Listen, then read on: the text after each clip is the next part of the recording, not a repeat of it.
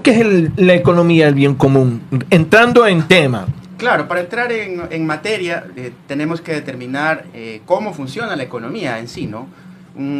Tengo una pregunta, porque yo lo planteo y luego te lo hago como medio político. Como país, este rato riesgo país ha bajado como a 500 puntos. ¿Y dónde está la inversión acá? Si no tenemos riesgo país, te lo planteo como economista. Es válida la pregunta porque bajo riesgo país, porque pagas deuda externa, pero ¿cómo estamos internamente? ¿Se puede generar inversión? Precisamente este modelo de la economía del bien común plantea un salto cuantitativo de las actuales realidades al desarrollo. Todo parte de la cultura, del comportamiento, no solamente de los individuos, los ciudadanos, sino también de las empresas. Y en ese sentido, ¿cuál es el comportamiento de los grandes empresarios? Está demostrado a nivel de Latinoamérica que los índices de investigación y desarrollo son los más bajos en relación a grandes potencias. Estamos hablando de Estados Unidos, Suecia, Japón, la misma China. Corea del Sur tiene más del 70% de su PIB para investigación y desarrollo. Nosotros, o sea, China logró mejorarlo por ese mismo tipo de situación. Por supuesto. Entonces, ¿cuál es el comportamiento? Lo sacó de la extrema pobreza. Correcto. ¿Cuál es el comportamiento de nuestros empresarios? Es sacar los capitales. Hay una fuga indiscriminada de capitales, de dinero, y no hay una inversión ni siquiera de su mismo dinero en el Ecuador. O sea, vivimos en una economía en donde se vende materia prima y productos semi-industrializados. No hay, digamos, la decisión de los empresarios en desarrollar productos industrializados en el Ecuador. Y eso generaría mayor empleo, generaría muchas otras cosas. Entonces, el tema del riesgo país es un indicador de que estamos pagando la deuda externa, nada más. Eso debería supuestamente atraer inversión extranjera, pero hay otras situaciones. No tenemos seguridad jurídica. Acabamos hace poco tiempo de casi borrar la Constitución de la República. Y el hecho de cambiar la Constitución de la República significaba cambiar toda la normativa del Ecuador. Miren ustedes el problema con el Seguro Social. La ley del IES está vigente desde antes del 2008 de la Constitución de Montecristi. ¿Qué significa esto? Que la actual ley del IES es inconstitucional. O sea, todavía no se ha acoplado a la nueva Constitución del 2008. Eso estamos hablando, que una nueva Constitución habría que reformar absolutamente toda la normativa. Entonces, si no hay seguridad jurídica, ¿cómo el empresario extranjero va a invertir en el Ecuador? Otra, los altos índices de criminalidad. Estamos hablando de casi del 7% a nivel de toda Latinoamérica. Somos el país con más alto grado de inseguridad. Entonces, ¿cómo van a invertir con esas condiciones? Aun cuando el riesgo país indique que el Ecuador está pagando la deuda externa. Es lo único que indica el riesgo país. Que tenemos potencial somos buenos pagadores, lo que nos está diciendo ahí. Nada más. Y eso no es desarrollo. Tú decías que somos un país que produce materia prima y hasta semiprocesada. ¿Y qué con la materia prima humana, que es lo principal? ¿Cómo ves ahí en los últimos gobiernos si están haciendo desarrollar esa materia prima que es la humana? Bueno, pues efectivamente no han podido implementar un modelo económico que permita realmente al Ecuador salir del subdesarrollo. Los intentos que se hayan tenido en años anteriores también fracasaron lastimosamente por la cultura, nuevamente, por temas de corrupción. Entonces, el gran status quo se agarra de los temas de corrupción y en base a eso debilita la implementación de cualquier modelo. Por eso es que el modelo de la economía del bien común, entrando en materia, plantea que tiene que haber un cambio cultural antes de que se genere un cambio en la economía. Ese cambio cultural habla de valores, ¿no? Y este modelo se basa en ya teorías económicas que han sido demostradas. Por ejemplo, la norteamericana Elinor Ostrom. Ella falleció hace unos 3 años y hace unos 5 años atrás ganó el Premio Nobel de Economía. Fue la primera mujer en ganar el Premio Nobel de Economía y su teoría se llama la teoría del gobierno de los bienes comunes. Esa teoría del gobierno de los bienes comunes tiró abajo una teoría en donde que se indicaba que la naturaleza es ilimitada, pero que se agota por la administración comunitaria. Ella demostró en un estudio durante 30 largos años en diferentes comunidades del mundo, en especial comunidades nativas, ¿no? Que se basan, su cultura se basa en valores y que pueden administrar mejor los recursos naturales que la empresa privada. Y eso le hizo merecedora a ganarse el Premio Nobel de la Economía. ¿En qué se sustentaban esos valores? Para comentarles. Decidieron cooperar en lugar de competir. Decidieron ejercer roles definidos. Y la disciplina, que aquí en el Ecuador la justicia se llama justicia indígena, ¿no? A nivel del mundo, la disciplina. Si cumple, está bien. Si no cumple, castigo, una sanción. Entonces nombraban a un supervisor rotativo que durante, ejemplo, unos 3 meses controle el cumplimiento de esos roles. Entonces estamos hablando que el sistema económico se basa en valores y por eso el modelo de la economía del bien común plantea que este tema de valores vaya más allá de la economía social y solidaria o de la economía popular y solidaria. Crea esta cultura en las empresas y en los municipios como unidades más básicas para poder implementar un cambio en todo el sistema macroeconómico.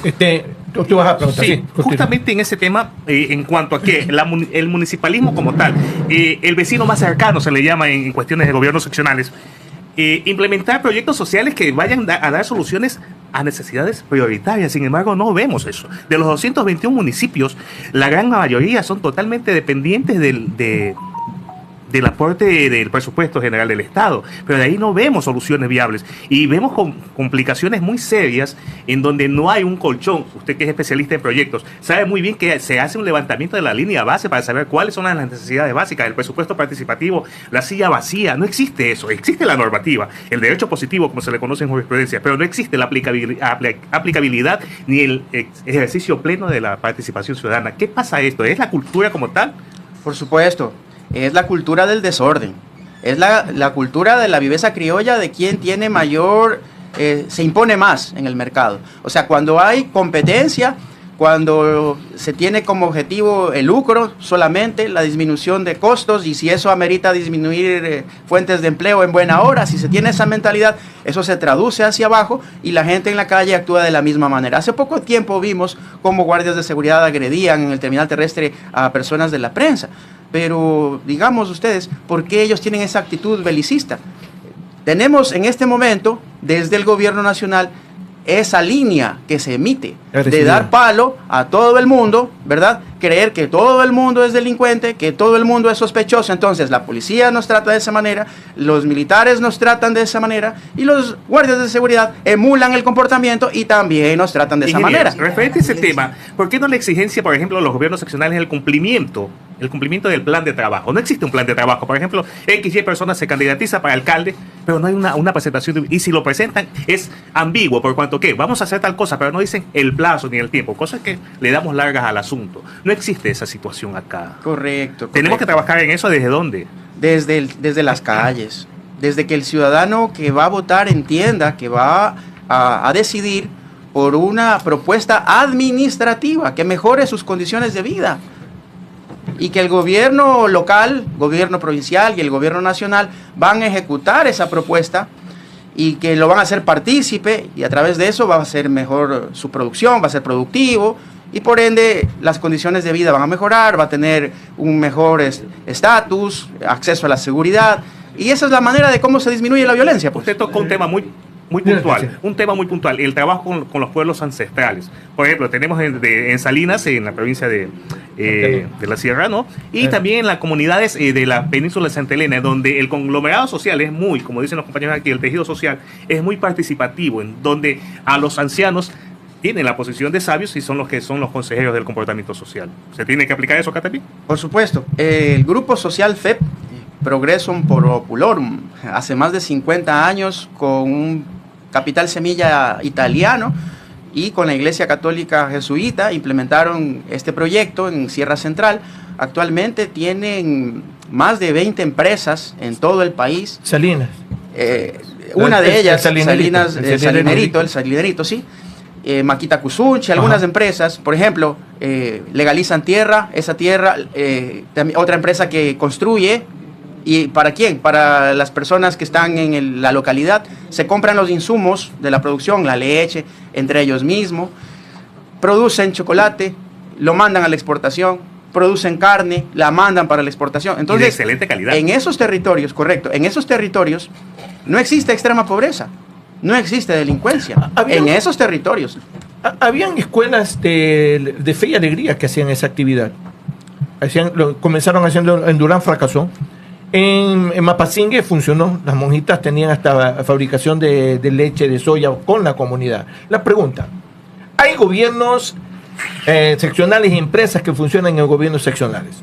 Un ejemplo, Marcelino Maridueña, donde la empresa tiene hospital, colegio, escuela y tiene sus trabajadores dentro de este bagaje de comportamiento industrial. ¿Sería esa parte de la economía del bien común? Esa es la visión. Es parte de la economía del bien común, pero ellos todavía trabajan con una visión corporativa. Sí. Yo sé, pero se nota la situación. Miren, tenemos en el País Vasco, ¿no?, que es parte de España, cómo está desarrollada la ciudad del conocimiento Mondragón. Entonces está la Universidad de Mondragón, está el parque industrial donde están todos los tecnólogos, los técnicos que trabajan en la industria, y además de ellos son socios. Es decir, no solamente ganan un sueldo determinado, sino perciben utilidades adicionales al final del ejercicio fiscal, porque son socios accionistas de la empresa.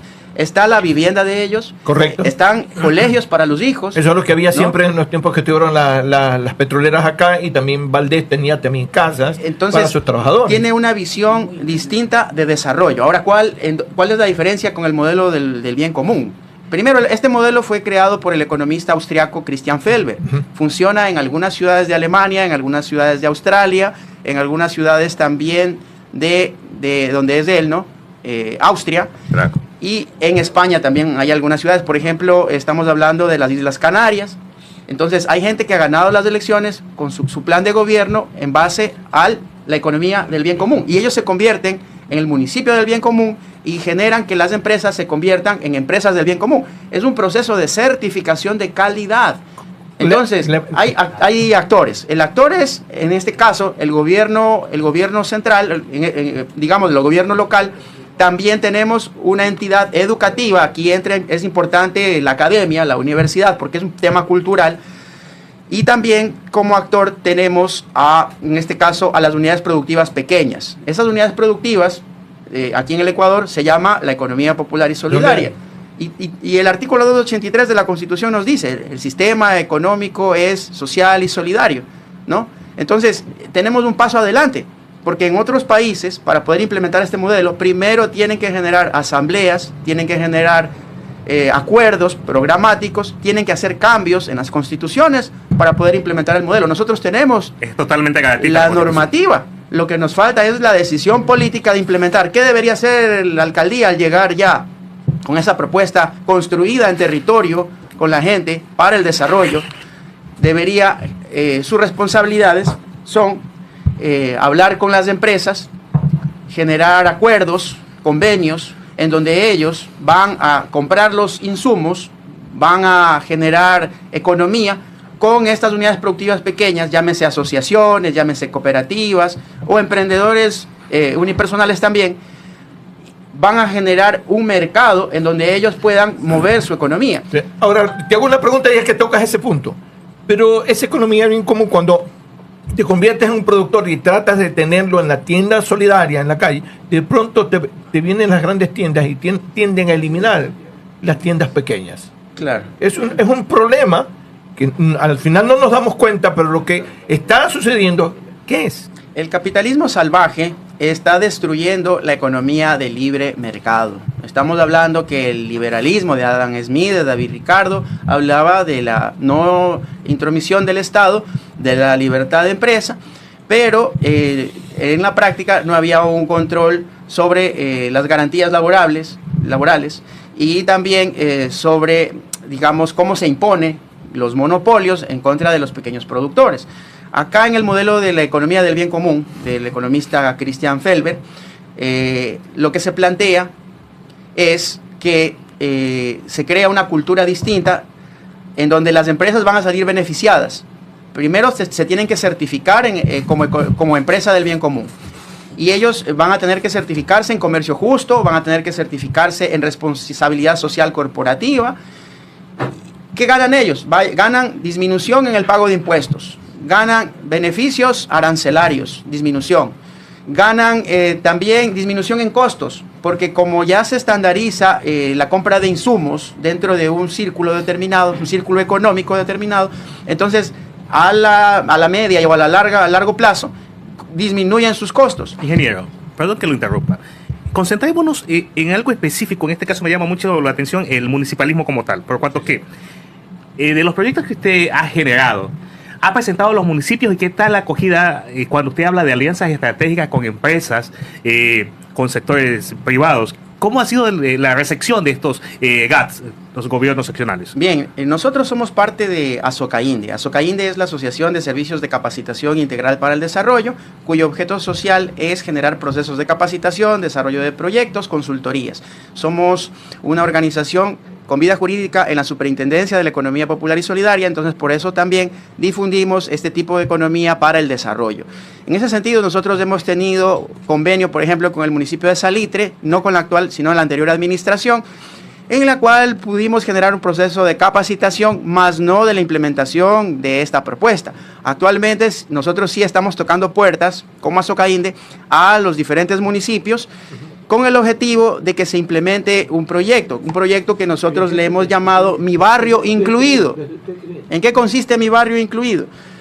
Que se van a formar circuitos económicos solidarios. Un circuito económico en la economía tiene tres agentes, que es la presencia del Estado, en este caso el municipio, la presencia de la empresa y la presencia de la familia, que son los consumidores. En el circuito económico solidario, que aparte está en la Constitución de la República, está en la Ley Orgánica de la Economía Popular y Solidaria y está en el COTAD, lo cual le permite a los municipios y a las prefecturas meter en vigencia esto que estamos hablando. O sea, jurídicamente existe, pero no lo están implementando. Creo que de pronto en el municipio de Pimampiro han habido algunas situaciones. Ellos hacen una feria anual del trueque, por ejemplo. Muchísimo la atención por la cultura de la minga, ¿no? Entonces el trabajo comunitario es parte de nuestra identidad, de la identidad andina, ¿no? Entonces eso nos ayuda muchísimo a conceptualizar mejor. Le digo porque trabajé mucho con los municipios en proyectos sociales también y conozco un poco de cerca de la problemática y el accionar el comportamiento de nuestra cultura, ¿no?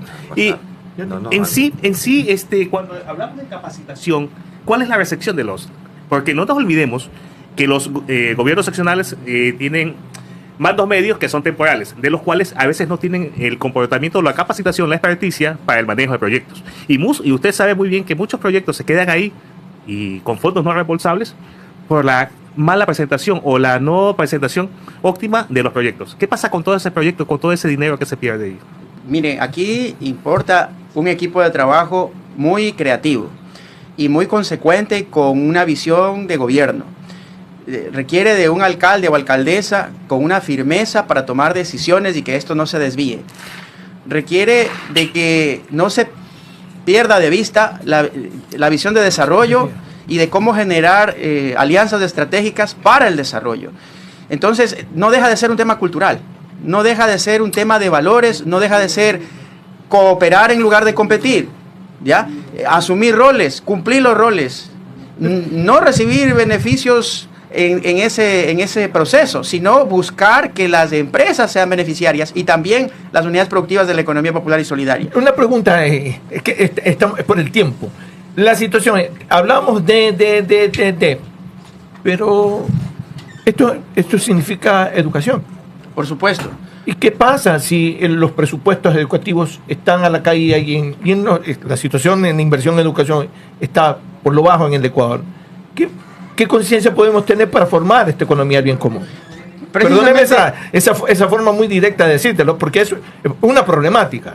Precisamente por eso nosotros estamos planteando el proyecto Mi Barrio Incluido, modelo de ciudad del bien común sin violencias. En este sentido, se crearían circuitos económicos solidarios en una parroquia determinada. ¿En base a qué? Este proyecto se basa o se enfoca para jóvenes de 18 años a 27 años de edad. Resulta que hay una empresa, una ONG, ¿no? Illich, que es socialdemócrata alemana, hizo un estudio de preferencias de los jóvenes. ¿Qué les gusta a los jóvenes? Este año hizo el estudio. Entonces, a ellos les gusta hacer voluntariado, les gusta el tema ambiental, les gusta también la música, les gusta la pintura, les gusta el baile y les gusta jugar los juegos electrónicos, el tema de redes sociales. Entonces, esas son las preferencias. No les gusta la política, ¿no? Y también están dentro de grupos religiosos porque dentro de los grupos religiosos se hacen estas actividades. Correcto. En base a estas situaciones, la propuesta es, en cada parroquia, generar grupos, un grupo de música, un grupo de teatro, un grupo de pintura, un grupo de danza, etc. Comenzar con 5 grupos. En este proceso, luego de unos 6 meses, legalizar los grupos, darles vida jurídica, ayudarles a generar su plan de negocios. Y solamente así, luego de haber generado un proceso educativo, ahí entra a Socaín de hacerse cargo de este proceso educativo, generar un acceso a crédito a través de una cooperativa de ahorro y crédito que el municipio ya hizo gestión, obviamente, Ay, okay, para generar un financiamiento sin mayores condiciones financieras. Entonces dirán ustedes, Chuzo, ¿y esa gente cómo va a pagar? Va a ser un alto riesgo de no pago, ¿no? Pero no es así, porque si esta gente, este pueblo, estos jóvenes se involucran y se legalizan, esto va a permitir que se inserten y como el municipio ya hizo gestiones con la empresa privada, ellos van a ser uno de los proveedores de la empresa privada y con esto se activa este circuito económico solidario. Entonces, el modelo de la economía del bien común entra en vigencia cuando estas empresas que están dentro de esta práctica se certificaron, llegaron a tener estos beneficios, estas exoneraciones tributarias, estas exoneraciones en el pago de impuestos municipales. Entonces, se certifican con temas de calidad, tienen que cumplir puntos. Es prácticamente la implementación de métodos cuantitativos de calidad en donde los supervisores del bien común, que son municipales, constantemente estarán en compañía de las empresas y como estas lograrán cumplir, entonces podrán entrar en el circuito económico solidario para el desarrollo local. Por el tiempo, ¿cuál sería una orientación que también en esa economía del bien común, la inclusión del adulto mayor? Por supuesto, ¿no? Yo les hablé de un proyecto puntual, yo les hablé de un proyecto enfocado a jóvenes de 18 a 27 años, que en una segunda etapa ese proyecto incluya ya adolescentes, porque los adolescentes lastimosamente no tienen la facilidad de legalizarse en asociaciones. Pero la economía del bien común es transversal, incluye a las mujeres, incluye a todas las edades. Entonces, yo les invito a que ustedes investiguen, que busquen en internet, en YouTube, ya ejemplos reales de implementación, como les decía. La idea es un día estar contigo vivenciando lo que usted hace. Porque correcto, sería importantísimo a nosotros, más de la teoría, en ir a lo que ustedes están haciendo.